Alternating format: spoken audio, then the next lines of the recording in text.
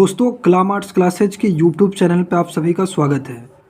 तो बच्चों आज हम लोग बिहार बोर्ड के क्लास 12 के पॉलिटिकल साइंस के 50 वस्तुनिष्ठ प्रश्न पर चर्चा करेंगे, जो बोर्ड के एग्ज़ाम की दृष्टि से बहुत ही महत्वपूर्ण प्रश्न है।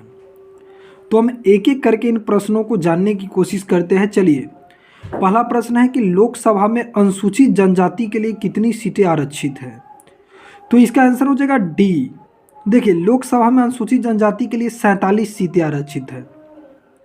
दूसरा प्रश्न है कि किस अनुच्छेद के तहत पंचायतों को संवैधानिक दर्जा दिया गया है? तो इसमें क्या हो जाएगा? अनुच्छेद 243 के तहत पंचायती राज को संवैधानिक दर्जा दिया गया, पंचायती राज की स्थापना हुई। आप जानते होंगे बलवंत राय मेहता समिति, जिसकी सिफारिश पर पंचायती राज व्यवस्था को 3 स्तरों पर बांटा गया। तीसरा प्रश्न है नाथुला दर्रा भारत को उसके किस पड़ोसी देश से जोड़ता है? तो चीन हो जाएगा। क्या हो जाएगा इसका आंसर? चीन। चौथा प्रश्न है कि पंचायत समिति का प्रमुख कौन होता है? मुखिया, सरपंच, प्रमुख या पंचायत सेवक? तो पंचायत समिति का जो प्रमुख जो होता है, ये प्रमुख होता है। क्या होता है दोस्तों? प्रमुख। अगला प्रश्न देखिए कि भारत में पहला आम चुनाव कब हुआ? तो आपको पता है कि भारत में पहला आम चुनाव 1952 में हुआ। कब हुआ? 1952 में। छठा प्रश्न है कि भारतीय जनसंघ के संस्थापक कौन थे? तो आपको पता है जनसंघ के संस्थापक श्यामा प्रसाद मुखर्जी थे। भारतीय जनसंघ पार्टी के संस्थापक श्यामा प्रसाद मुखर्जी। मंडल आयोग के अध्यक्ष कौन थे? तो बिंदेश्वरी प्रसाद मंडल, यानी कि बीपी मंडल हो जाएगा इसका आंसर। क्या हो जाएगा? बीपी मंडल। अगला प्रश्न देख लीजिए, संयुक्त राष्ट्र संघ की स्थापना कब हुई? तो संयुक्त राष्ट्र संघ की जो स्थापना हुई 1945 में हुआ, 24 अक्टूबर 1945 को। कई बार पूछता है कि संयुक्त राष्ट्र संघ की स्थापना पूरा डेट, तो 24 अक्टूबर 1945 को। संयुक्त राष्ट्र संघ में वर्तमान में 193 देश है। संयुक्त राष्ट्र संघ का मुख्यालय न्यूयॉर्क में है। और संयुक्त राष्ट्र संघ का अगर आपसे कै गो अंग है तो 6 अंग है।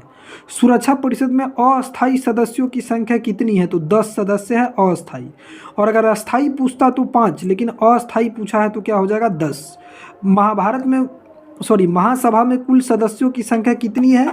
तो ऑप्शंस गलत है, 193 हो जाएगा। कितना हो जाएगा? 193। महासभा, संयुक्त राष्ट्र संघ की महासभा में 193 सदस्य है। अगला है, सिंधु नदी भारत के किस राज्य से गुजरती है? तो कश्मीर से गुजरती है। ये सिंधु नदी कहाँ से गुजरती है? कश्मीर से। देखिए, अगला प्रश्न है कि वर्तमान में ब्रिटेन के प्रधानमंत्री कौन है? तो ब्रिटेन के प्रधानमंत्री अभी ऋषि सुनक है। राष्ट्रीय विकास परिषद के अध्यक्ष कौन होते हैं? तो इसका उत्तर हो जाएगा प्रधानमंत्री। अगर योजना आयोग के अध्यक्ष पूछे तो प्रधानमंत्री।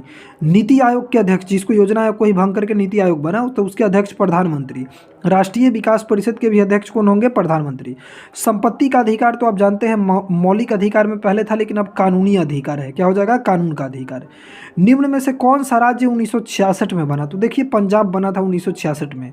44वां संविधान संशोधन कब हुआ? तो 1978 में हुआ 44वां संविधान संशोधन। राज्य विधान परिषद के सदस्यों का कार्यकाल कितना होता है? तो विधान परिषद के सदस्यों का कार्यकाल 6 वर्ष का होता है। 17 का आंसर सी हो जाएगा। अनुच्छेद 18 संबंधित है। अनुच्छेद 18 इनमें से कोई नहीं जानते हैं। अनुच्छेद 18 में है उपाधियों का अंत। अनुच्छेद 18 किसकी बात करता है? उपाधियों के अंत की बात करता है। अब आप देखिए, पाकिस्तान से पूर्वी पाकिस्तान किस वर्ष अलग हुआ? तो 1971 में पूर्वी पाकिस्तान को तोड़ करके बांग्लादेश बनाया गया। ये जो पूर्वी पाकिस्तान है, इसी का नाम बांग्लादेश है। तो पाकिस्तान से पूर्वी पाकिस्तान किस वर्ष अलग हुआ? तो 1971 में। भारत ने किस पड़ोसी देश में भारतीय शांति सेना भेजा? तो पाकिस्तान में भेजा। 21वां प्रश्न है, 1956 में राज्यों के पुनर्गठन का आधार क्या था? तो भाषा।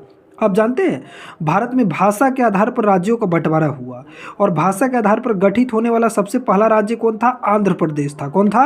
आंध्र प्रदेश। आंध्र प्रदेश का गठन कब हुआ? 1953 में हुआ। देखिए फ्रेंड्स, अगला क्वेश्चन है, किसने देशी रियासतों के एकीकरण में महत्वपूर्ण भूमिका निभाई? तो इसका उत्तर हो जाएगा सरदार वल्लभ भाई पटेल, जो भारत का एकीकरण किए, इसलिए इसे भारत का बिस्मार्क कहते हैं। राज्यसभा के कितने सदस्यों को राष्ट्रपति मनोनीत करता है? तो 12 सदस्यों को मनोनीत करता है। मैं पढ़ाया था आपको। राज्यसभा में सभापति होता है, तो राज्यसभा के सभापति कौन होता है? भारत के उपराष्ट्रपति। कौन? भारत के उपराष्ट्रपति। भारत का राष्ट्रपति किसके द्वारा चुना जाता है? तो निर्वाचक मंडल के द्वारा चुना जाता है। स्टॉकहोम सम्मेलन किससे संबंधित है? आपको पता होगा, स्टॉकहोम सम्मेलन जो 1972 में हुआ था, पर्यावरण से संबंधित है। किससे संबंधित है? स्टॉकहोम पर्यावरण।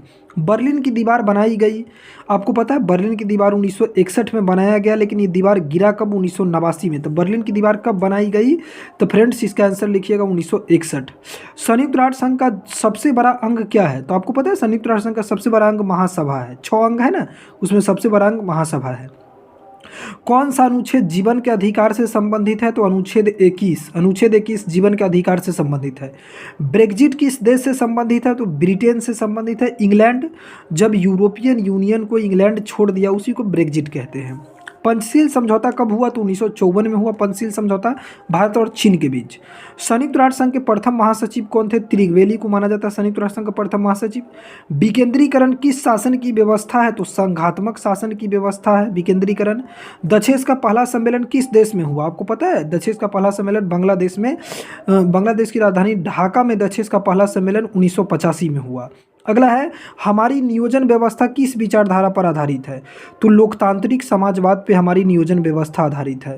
ताशकंद समझौता कब हुआ? 1966 में हुआ ताशकंद समझौता भारत और पाकिस्तान के बीच। एक साल में विधानसभा की कितने अधिवेशन आवश्यक है? तो देखिए विधानसभा हो, विधान परिषद हो, लोकसभा हो, राज्यसभा हो, एक साल में इसका कम से कम 2 अधिवेशन होना जरूरी है, 6-6 महीना पे। भारत में प्रथम आम चुनाव हुआ तो ये 1952 में हुआ था। अंतर्राष्ट्रीय न्यायालय का मुख्यालय कहाँ है? The Hague. The Hague Netherlands में अंतर्राष्ट्रीय न्यायालय का मुख्यालय है। अब अगला प्रश्न है कि लोकसभा में बिहार के सांसदों की संख्या कितनी है? आपको पता है कि लोकसभा में जो बिहार के जो सांसद है वो कितने हैं, ये आपसे पूछा जाता है। तो बिहार के 40 सांसद है। देखिए लोकसभा में बिहार का 40 सीट है। क्या गो सीट है? 40 सीट। राज्यसभा में बिहार का 16 गो सीट है। विधान परिषद में बिहार का 243 सीट है। विधान परिषद में 243, और अगर विधानसभा में 243 और विधान परिषद में 75 गो सीट है। क्या गो सीट है? 75। तो बिहार का लोकसभा में 40 सीट, बिहार का राज्यसभा में 16 सीट, विधानसभा में 243 सीट और विधान परिषद में 75 सीट है। ये बहुत इंपॉर्टेंट है, तो इतना आप ध्यान दीजिएगा। तो मैंने आपको ये बता दिया कि लोकसभा में उच्च न्यायालय के न्यायाधीशों की सेवानिवृत्ति की आयु क्या है? उच्च न्यायालय के न्यायाधीश कितने वर्ष के बाद रिटायर होते हैं? तो 65 वर्ष के बाद। तो ए हो जाएगा इसका, 65 ईयर के बाद उच्च न्यायालय के न्यायाधीश सेवानिवृत्त हो जाते हैं। देखिए फ्रेंड्स, अगला प्रश्न है कि साधारण विधेयक को राज्यसभा कितने दिनों तक रोक सकती है? तो साधारण विधेयक को राज्यसभा 6 माह तक रोक सकती है, लेकिन धन विधेयक को केवल 14 दिन रोक सकती है, लेकिन साधारण विधेयक को 6 माह। एक ग्रामर ऑफ पॉलिटिक्स नामक पुस्तक के लेखक कौन है? आपको पता है कि ये हो जाएगा H.J. लॉस्की ने लिखा था grammar of politics, H.J. Laski. Rajya Sabha के सदस्यों का कार्यकाल कितने वर्ष का होता है? तो राज्यसभा के सदस्य का कार्यकाल 6 वर्ष का होता है ना। भारतीय योजना आयोग को कब समाप्त किया गया? 2014 में योजना आयोग को समाप्त कर दिया गया और 1 जनवरी 2015 को नीति आयोग का गठन हुआ। प्राचीन युग में राज्य का क्या रूप था? तो प्राचीन युग में नगर राज्य था। विधान परिषद के सदस्य निर्वाचित होने के लिए न्यूनतम उम्र कितना चाहिए? तो विधान परिषद का सदस्य होने के लिए 30 वर्ष चाहिए न्यूनतम उम्र। राज्यसभा का सदस्य 30 और विधान परिषद का भी 30, लेकिन लोकसभा और विधानसभा का 25। संयुक्त राज्य अमेरिका में कुल कितने राज्य हैं? तो संयुक्त राज्य अमेरिका में कुल 50 राज्य है अमेरिका में, है ना। किस अनुच्छेद के तहत वित्तीय आपातकाल लगाया जाता है? तो अनुच्छेद जानते हैं ना, वित्तीय आपातकाल अनुच्छेद 360 के द्वारा, राष्ट्रपति शासन 356 के द्वारा और राष्ट्रीय आपातकाल 352 के द्वारा। अब अगला है, उल्फा एक आतंकवादी संगठन है तो भारत का है, और यहीं पर अगर लिट्टे रहता तो लिट्टे एक आतंकवादी संगठन है तो श्रीलंका का, लेकिन यहाँ पर है उल्फा एक आतंकवादी संगठन है तो भारत का। फ्रेंड्स, ये वीडियो आपको कैसा लगा कमेंट बॉक्स में बताइएगा। वीडियो की और ज़रूरत होगी, मैं वीडियो डेली एक वीडियो बनाते जाऊँगा। आप लोग इस वीडियो का पूरा लाभ उठाएं, अपने दोस्तों को भी बताएं। जी।